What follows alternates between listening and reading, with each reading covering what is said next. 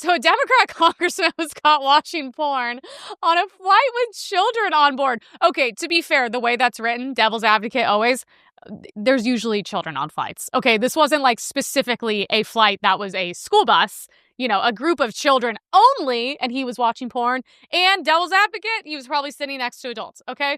But,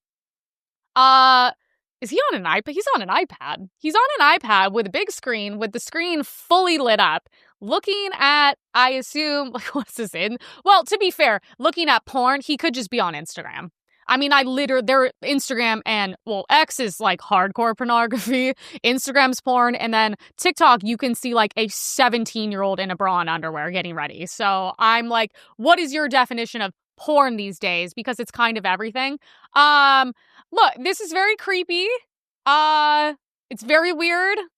Can't really, I don't know. I mean, what you do in your private life, does, I just don't understand. If you're in a position of power, why do you do this? I understand if it was like a crackhead illegal we put on the flight to deport them back to their country of origin.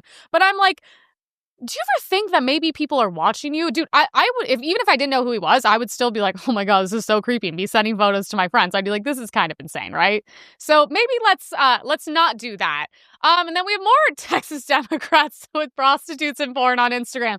So this one, the devout Christian, well, yeah, the more religious people are, the more they tend to suppress things, and then it comes out in kind of freaky ways. That's why I'm like, just, you can have a little fun in life. It's okay. We live in a very over-sexualized society. I don't expect you to be a nun these days.